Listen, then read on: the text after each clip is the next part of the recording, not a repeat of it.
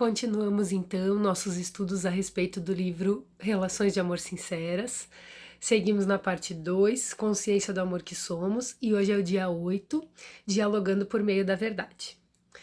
A ilusão não se sustenta onde há verdade. E tem uma frase que a Ana Isabel colocou no livro que fala: quando a ilusão entra, a verdade se despede. E eu costumo dizer que a verdade está sempre ali, a verdade é, né? E cabe a nós escolhermos como que a gente quer ver, o que a gente quer fazer com ela. Então eu vejo que às vezes está sujeito a gente se despedir da verdade, dando importância para as ilusões, né? Se dialogarmos com verdade, deixamos o ego e o orgulho de lado. Que o ego e o orgulho eles são parceiros da ilusão, né?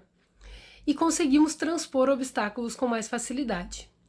O orgulho, mesmo, ele está sujeito a dificultar muito as soluções, porque dele já vem as ideias de julgamento, assim, de minha opinião é superior ou inferior à opinião do outro, é certa ou errada, já vem mais a questão de julgamento das pessoas, né, quando a gente fala em orgulho. Ou a gente vem, assim, para solucionar um problema com alguém já com as ideias prontas, né, eu venho defender meu ponto de vista, eu venho trazer, assim, o problema e a solução já para a pessoa e não tão aberto a me expressar com verdade, falar dos meus sentimentos, ouvir o que a pessoa tem para falar e para verdade assim trazer a solução, né? Para emergir isso de uma forma natural e muitas vezes até com um consenso entre as pessoas, né? Porque claro que o que o outro está sentindo, o que o outro está pensando, como ele está querendo resolver, eu não tenho como controlar. Mas eu posso expor a minha situação e querer resolver a situação dentro de mim, né? E independente do que o outro vá pensar ou julgar, enfim, né? A gente tem visto assim nos vídeos que o livro vem nos ensinando a fazermos as coisas por nós e não ficarmos tão focados naquelas coisas que a gente não está conseguindo controlar. E eu lembrei de algo que aconteceu, que eu estava com duas pessoas, essas pessoas estavam tendo um diálogo, né? E aí tinha uma que tava falando, e o outro queria falar e ela não deixava e tal. E aí a outra pessoa falou assim: vamos dialogar, isso aqui não é palestra. Tipo assim, se fosse palestra, só tu falava, só tu dizia um negócio, dava solução, não sei o quê, mas vamos conversar. Vamos chegar num consenso, né? Vamos nos entender. E eu achei aquele um exemplo bem legal, assim, para isso que a gente tá falando, da forma como aquela pessoa estava querendo trazer a solução, só vendo o ponto de vista dela e não estava resolvendo, né? Não tá, porque às vezes a gente está tão convicto de alguma coisa e quando a gente vai examinar bem direitinho por meio da verdade, muitas vezes não é bem aquela coisa, né? Então também trazendo as reflexões de todos os outros dias que a gente já conversou, de todos os outros assuntos trazidos nos vídeos. A próxima parte desse capítulo fala a respeito de renunciar em favor da verdade. No caso aqui, fala em renunciar à ilusão, em favor da verdade, né? Quando a gente renuncia às coisas da ilusão, a gente está dando espaço para a verdade se apresentar. E eu achei bem legal uma forma que a Ana Isabel traz de explicar a ilusão. Que ela traz assim: quando nós estamos ligados com o nosso pensamento nas coisas do passado, tá sujeito nós estarmos ligados a culpas, a culpar os outros, a nos culparmos, a assim, viver os traumas, né? Coisas que muitas vezes a gente até aumenta, dependendo da situação. Quando estamos com o pensamento muito ligado ao futuro, nós podemos sentir medo, ansiedade, coisas assim que não tem como a gente saber.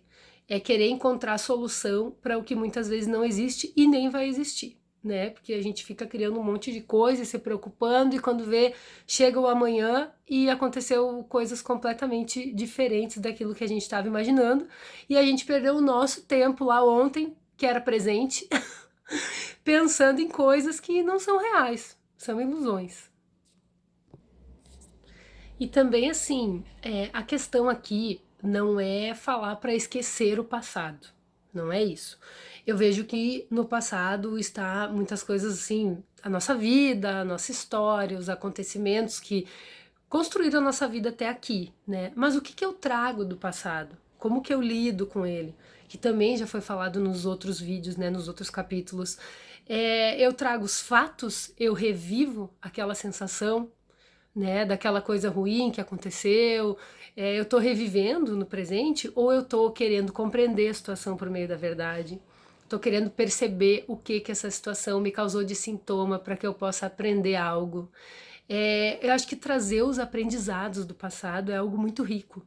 Eu acho que é para isso que eu sinto que é para isso que eu vivo, assim, que é para eu prestar atenção na minha história, saber o que eu preciso fazer com ela e fazer um presente melhor.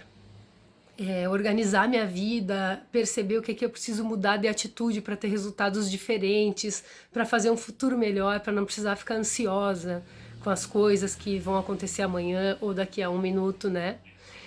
E em relação ao futuro, ela traz assim que a gente pode plantar coisas boas no presente, né? Perceber as coisas que estão ao nosso redor, viver o presente, aproveitar, para que a gente possa confiar mais, ter mais fé, também para que possamos ser mais equilibrados, para poder lidar com as adversidades desse mundo que a gente vive, com as coisas que a gente não pode controlar, que é um momento que bem estamos vivendo agora, né, na quarentena. Não podemos controlar.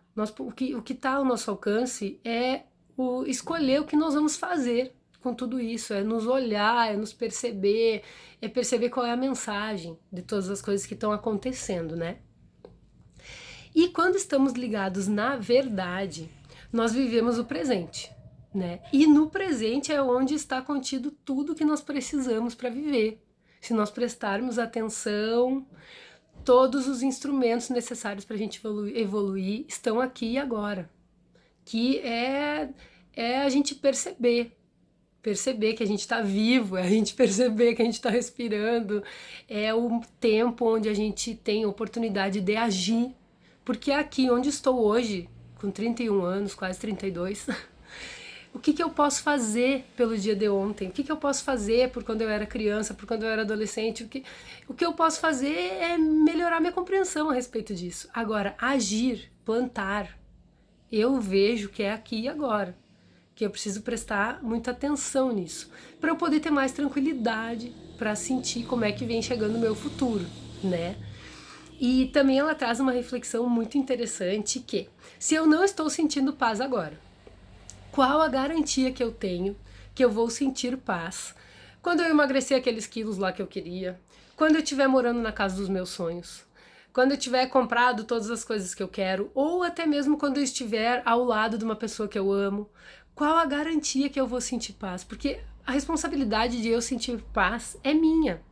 Eu posso estar no melhor lugar do mundo, eu posso estar com a conta bancária cheia, eu posso estar, assim, em qualquer situação, que se eu não estiver bem internamente, de nada adianta, né? Claro que as coisas externas, eu sinto que elas podem nos dar uma motivação, mas também depende do olhar que eu tiver para elas, porque pode estar chegando a melhor coisa do mundo, a melhor pessoa do mundo até mim, se eu não estiver disposta a me conectar com isso, a dialogar com as coisas, tá sujeito a essas coisas não fazerem diferença na minha vida, passar despercebido por eu não estar vivendo o presente.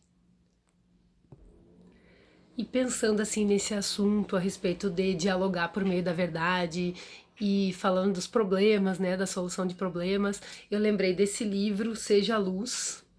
É um livro bem legal que eu tô com ele emprestado aqui de uma aluna minha, Andréia Santana, uma querida, que a gente tá sempre trocando informações e livros e conversas.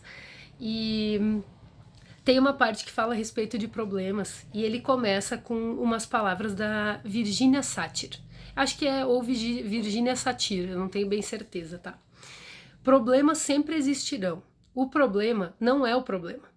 O problema é como lidamos com eles. É isso que destrói as pessoas, não o problema em si. Quando aprendemos a enfrentar os problemas de outra maneira, lidamos com eles de maneira diferente e eles se tornam diferentes, mostrando a importância que tem a forma como a gente vê as coisas, né? Aí ele traz, assim, durante esse capítulo, que o problema pode se tornar uma grande vitória daqui a pouco, dependendo da forma como eu lidar com ele, do que eu fizer com aquilo que está se apresentando. que quando eu encontro a razão real, verdadeira do problema, é que eu estou perto de resolver, quando eu coloco o meu foco no que realmente importa, muitas vezes não só no fato em si, ou encontrar culpados, ou em florear todas aquelas questões que a gente vem conversando nos vídeos, né? As pessoas não devem amar você porque você concorda com elas, mas sim pela sua honestidade e sinceridade. Porque o que, que eu vejo? Que muitas vezes eu quis ser mais maneira com as pessoas, violando as coisas que eu acredito. Quando na realidade depois eu descobri e venho descobrindo que eu posso ser eu mesma, expressar minhas verdades com amor e com jeito, sem ofender a outra pessoa. E eu vou ser ouvida, mesmo que nós não vamos pensar da mesma forma nunca. Mas nós podemos nos respeitar, nós podemos somar nossas compreensões. E ficava mais difícil quando algum tinha que ceder muito, assim, eu percebo, né, na minha experiência. Quando eu tinha que abrir mão das minhas verdades para ser amada por alguém, quando eu não podia expor meus sentimentos, para mim não soava como verdadeiro, né? Mas isso é a minha experiência, né, gente? Não é assim a verdade absoluta. E o problema é uma oportunidade de um novo começo. Isso também eu acho sensacional, porque eu vejo muito isso também na minha vida, de como os grandes problemas e as grandes feridas é onde moram minhas potencialidades. A partir do momento que eu escolho assim o que fazer com isso, né? Porque poxa, muitas dores que eu já tive, muitas coisas, foram as coisas que mais me ensinaram, né? Aquela coisa desse não aprende no amor, aprende na dor. Porque às vezes, só na zona de conforto ali, tá sujeito que eu não transformasse nada na minha vida. Eu seria a mesma pessoa sempre. E quando acontece aquilo que a gente também já conversou, da gente ter um sintoma, da gente se incomodar com alguma coisa, é onde a gente pode acordar para transformar as coisas que são necessárias em nós. E tem uma frase também que ele fala, que é: feliz daquele que usa suas vitórias e seus fracassos para seguir adiante. Que aí eu vejo que parte da aceitação também nossa, né?